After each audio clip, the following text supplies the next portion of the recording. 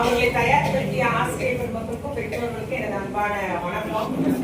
பொதுவாக நம்முடைய தூத்துக்குடி தொகுதியில் உள்ள எல்லா மாணவர்களையும் அனைத்து நம்ம கௌரவப்படுத்துற நோக்கத்துக்காக தான் உங்களை கூப்பிட்டுருக்கோம். அதனால ஒரு எய்டட் ஸ்கூல் தங்கம்மாள் மேல்நிலைப் பள்ளி ஸ்ரீநிதி பிரிவு பள்ளியும் வச்சிருக்கிறோம். அதனால 1956 இருந்து கல்விப்பணியில் இருக்கிறதுனால தான் நான் என்னுடைய திருமணத்துக்கு அப்புறம் தான் படித்தேன் எம்காபிஏ. அதனால எங்களுடைய அந்த ஒவ்வொரு பிள்ளைகளையும் தயார் பண்றதுக்கு ஆசிரியர் எவ்வளவு கடுமையான உழைப்பு பண்ணுவாங்க, உங்க பெற்றோர்கள் உங்களுக்கு எவ்வளவு ஒத்துழைப்பு பண்ணுவாங்க. அப்புறம் நீங்க உங்களுடைய அந்த எடுக்கிற அந்த முடிவு நான் பெற்றே ஆகணும் அப்படின்ற அந்த உறுதியில இருந்து எப்படி செயல்படுவீங்கிறது எல்லாம் அறிவோம். அதனால அதிக மதிப்பெண் பெற்ற எல்லா மாணவிகளுக்கும் என்னுடைய பாராட்டுக்கள். இதுல கூட சிலர் ஒரு எண்ணத்துல இருப்பீங்க, 1 மார்க் குறைஞ்சு போச்சு, உண்மையா இல்லையா? 2 மார்க் குறைஞ்சு போச்சு. அதுதான் அந்த நல்லா படிக்கிற பிள்ளைங்களுடைய குணம். பட் அதெல்லாம் நம்ம மனசே வைக்கக்கூடாது இல்லையா? தந்ததை வாங்கிக்கணும். எந்த வாய்ப்பு கிடைக்கும் அதை நம்ம பிடிச்சி போயிட்டே இருக்கணும். எந்த ஃபீல்டு எடுக்கமோ அதுல சக்சஸ் ஆகணும் அப்படின்ற ஒரு எண்ணத்தோட இருக்கணும். அதிக மதிப்பெண் பெறவங்க எல்லாம் வாழ்க்கையில வெற்றி பெறுவார்கள் சொல்ல முடியாது. நம்மளுடைய டிசிஷன் மேக்கிங், நம்மளுடைய அந்த அறிவாற்றல், அந்த ஆப்ஷன் எது எடுக்கணும் அப்படின்ற முடிவு, என்ன கிடைச்சாலும் அதுல நம்ம வெற்றி அடைகின்ற முடிவு, புரியுதுங்களா? அது போலதான் நம்ம வெற்றி அடைய முடியும். அதனால நீங்க பிள்ளைங்க இப்போ நான் 8th படிப்பேன், நீங்க என்னவாக போறேன், நான் டீச்சர்னு சொல்லிட்டு இருந்தேன். அப்புறம் ஒரு 9th 10th வரைக்கும் என்னவாக போறேன், நான் டாக்டர்னு சொல்லிட்டு இருந்தேன். ஆனா நம்ம எங்க தந்தையார் மேக்ஸ் பயாலஜி வேண்டாம், டாக்டர் வேண்டாம், நான் எங்க அம்மா வேணும்னாங்க. எங்க அப்பா காமர்ஸ் எடுத்தாங்க. கடைசி எங்க அப்பா சொன்னதை பத்தி எடுத்தேன். ஆனா நான் இப்ப இருக்கிறது பாலிட்டிஷியனா இருந்துட்டு, சரிங்களா? அதனால நம்ம எக்ஸல் பண்ணணும், அதுல நம்ம சக்சஸ் ஆகணும். அதனால நான் நினைச்ச ஜாப் எனக்கு கிடைக்கலன்ற எண்ணமே நம்ம மனசுல எப்பவுமே இருக்கக்கூடாது. அதை மனசுல வச்சுக்கோங்க. நீங்க நம்ம ஒண்ணு ஆசைப்படுவோம், இறைவன் வேற ஏதாவது நமக்கு பிடிச்சி வச்சிருக்கோம்.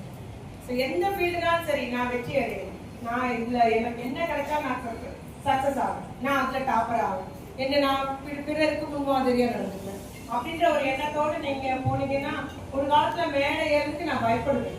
எங்க டீச்சர் கேட்டாங்க, அவ்வளவு சை டைப், நீ எப்படி இப்படி மைக்ல பேச எப்படி ஆன அப்படின்னா, நம்ம தயார்படுத்திக்கணும். வாய்ப்பு வரும்போது அதுக்கேற்றா கூட நம்ம மாற்றிக்கொள்ளும். அதனால நீங்க பிள்ளைங்க அதை தான் முடிவு பண்ணணும். என்ன வாய்ப்பு கிடைச்சாலும் நான் அதுல வெற்றி அடைவேன், என்னால முடியும். எனக்கு இறைவன் தாழ்ந்து தந்திருக்காரு, உண்மையா இல்லையா? இறைவன் உங்களுக்கு எல்லாம் கிஃப்ட் கொடுத்திருக்காரு, திறன் கொடுத்திருக்காரு. இது இயல்பாவே உங்களுக்கு அந்த திறன் மூலம் தான் இவ்வளவு மதிப்பெண் பெற முடியும். அதனால தொடர்ச்சியா நீங்க எல்லாத்துலயும் வெற்றி அடையணும். நம்ம மாணவிகளை நான் வாழ்த்த விரும்புறேன். எப்பவுமே இந்த முடிவு எடுத்துக்கோங்க. எந்த ஃபீல்டு கிடைச்சா நான் வெற்றியா இருப்பேன், நான் சக்சஸா இருப்பேன். ஐஏஎஸ் நான் போவேன், சரி ஐஏஎஸ் இல்லையா டாக்டர் ஆவேன், இல்ல டாக்டர் போவேன், அதுக்கப்புறம் ஐஏஎஸ் எழுதுவேன், எல்லாம் என்னால முடியும் அப்படின்ற மாதிரி ஒரு உங்களுடைய மைண்டை ஓப்பனா வச்சுக்கோங்க. எந்த வாய்ப்பு கிடைச்சாலும் வெற்றி அடைவேன்ற முடிவு எடுது. சில பிள்ளைங்க இதுதான் அப்படின்னு சொல்லிட்டு நான் பார்த்துருக்கேன், 3 வருஷம் நீட் எழுதி சீட்டு கிடைக்காம மறுபடியும் அவங்க சித்தா மருத்துவ ஜாயின் பண்ணியிருக்காங்க. அந்த மாதிரிலாம் இருக்கும். நம்ம அதெல்லாம் ஃபேஸ் பண்ணவும் நீங்க ரெடியா இருக்கணும். அதை கவலையே நினைக்க கூடாது. 3 வருஷம் வீணாயிட்டே நினைக்கவே கூடாது. ஜஸ்ட் லைக் தட் விட்டுட்டு போயிட்டே இருக்கும். அதனால எல்லாம் இன்னைக்கு ஒரு பிரச்சனைக்கு தீர்வு என்னைக்கும் உண்டு. இன்னைக்கு ப்ராப்ளம், நாளைக்கு சொல்யூஷன் கிடைக்கும். அதனால எல்லா பிரச்சனைக்கும் தீர்வு உண்டுன்ற மாதிரி உங்களுடைய பிரச்சனைகள் எல்லாம் உங்க அம்மாட்ட சொல்லுங்க, அத்தைகிட்ட சொல்லுங்க, ஆசிரியர்கிட்ட சொல்லுங்க.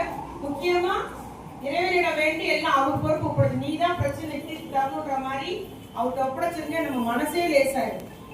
நாங்க படிக்கிற காலத்துல அப்படிதான், 2 சண்டை போட்டாலும் பொம்பளத்துல உட்காந்து அழுதுட்டே இருப்பாங்க. சொல்லுவோம், இதெல்லாம் ஒரு மேட்டரே இல்லை, சின்ன விஷயம். அதனால நீ என்ன பிரச்சனைனாலும் இறைவன் ஒப்படைச்சு பழகு. அது நம்மளுடைய லைஃப் சுமூகமா போயிட்டே இருக்கும். எதையுமே மனசுல வச்சுக்காது, பார்த்துக்கலாம் சரியா போயிடும் அப்படின்ற மாதிரி ஈஸியா நம்ம அதை எடுத்துக்கிற ஒரு மனப்பாட்டு பெண்கள் பொதுவா பெண் குழந்தைகள் நீங்க உருவாக்கணும். பசங்க அதை எப்போதும் அப்படிதான் அம்பாளுக்கு ஜஸ்ட் லைக் போட்டுட்டே இருப்பாங்க. நம்ம உட்காந்து ஃபீல் பண்ணிட்டே இருப்போம். அந்த எண்ணத்தையும் நம்ம தொடர்ச்சி எடுக்கணும். எதுனாலும் நான் சமாளிப்பேன், இது இன்னைக்குதான் பிரச்சனை, நாளைக்கு சரியா போயிடும் அப்படின்ற ஒரு ஈஸியா அதை எடுக்கிற ஒரு மனப்பக்குவத்தை நீங்க பிள்ளைங்க உருவாக்கி எல்லாரும் நிச்சயமா நல்ல வெற்றியாளர் வருவீங்க. எல்லாத்துக்கும் வாழ்த்துக்கள். உங்களுக்கு ஒரு சின்ன ஒரு பரிசும் ஒரு ஷால் தான் வாங்கி வச்சிருக்கேன், வேற ஒன்றும் இல்லை. பெற்றோர்கள் நீங்க எவ்வளவு சிரமப்படுறீங்க, இப்ப பெற்றோர்கள் பிள்ளைய படிக்க வைக்கிறது நான் அறிவேன். ஆச்சரியமா இருக்கு, என்னையெல்லாம் அப்படி எங்க பெற்றோர் படிக்க வைக்கல, நானும் என் பிள்ளைங்க அவ்வளவு மெனக்கடல. ஆனா இப்போ உள்ள பெற்றோர்கள், ஏன்னா கல்வி போட்டியுள்ள உலகமாயி போச்சு, பயங்கர காம்படிட்டிவ் வேர்ல்ட் ஆகி போச்சு. அதனால நம்ம அவ்வளவு முக்கியத்துவம் கொடுக்க வேண்டியிருக்கு, அவ்வளவு இது பண்ண வேண்டியிருக்குன்றது காலத்தின் கட்டாயமா இருக்குது. அதனால பெற்றோர் அவ்வளோ மெனக்குறீங்க. உங்க பிள்ளைகளை படிக்க வைக்கணும், உங்க பிள்ளைகளை நல்ல நிலையில இருக்கணும், உங்களை விட மேன்மையான நிலைக்கு பிள்ளைங்களை அமைக்கணும்னு மெனக்குறீங்க. எல்லா பெற்றோர்களுக்கும் என்னுடைய வாழ்த்துக்களையும் பாராட்டுகளையும் கூறிக்கொண்டு அது போல தயாரிக்கக்கூடிய ஆசிரியர் பங்கு மிக முக்கியம். கரெக்டா சூஸ் பண்ணி பிக் பண்ணி அவங்களாம் ப்ராக்டிஸ் கொடுத்தாங்க இல்லையா?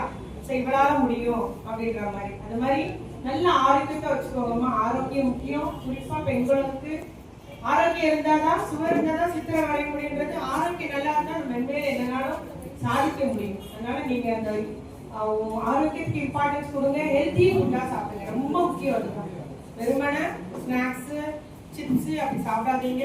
நல்ல ஆரோக்கியமான ஃபுட்டா உங்க அம்மா அப்பா சொல்லி தரோம், அதே எடுத்துக்கோங்க. பயிர் வகைகள், ஃப்ரூட்ஸ் வகைகள் நம்ம நல்லாவே வயிற்றுக்கு நல்லா சாப்பிடும் போது தான் நம்மளுடைய பிரெயின் எப்போதும் ஆக்டிவா இருக்கும். தூக்கத்தை அது மாதிரி அளவா எழுந்தா தூங்கணும். சரிங்களாமா? அதனால போன்ல எல்லாம் நேரத்தை கடத்தாதீங்க, டிவியில நேரத்தை கடத்தாதீங்க. நம்ம கத்துக்க வேண்டியது நிறைய. இவ்வளவுதான் படிச்சிருக்கீங்க நீங்க 10ஆம் கிளாஸ். ஆஃப்டர் ஆல் 12 ஞாபகம் வச்சுக்கோ. 12th நான் இப்படி அப்படி நினைக்காது. படிக்க வேண்டியது நிறைய. மேடமே படிக்க வேண்டியது எவ்வளவோ இருக்கு உலகத்துல. உங்க ஆசிரியர் படிக்க வேண்டியது எவ்வளவோ இருக்கு. அதனால உலகம் வந்து அவ்வளோ பெரிய உலகம். நீங்க இவ்வளவுதான் படிச்சிருக்கீங்கிற அந்த ஒரு எண்ணத்தையும் மனசுல வச்சுக்கிட்டீங்கன்னா அந்த கர்வன்றதோ இல்லைன்னா எனக்கு எல்லாம் தெரியுற எண்ணமோ வராது. சரிங்களா?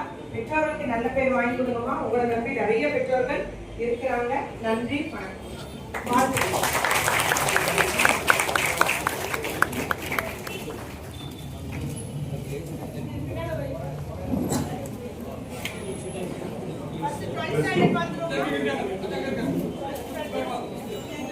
Students, a big settle offering.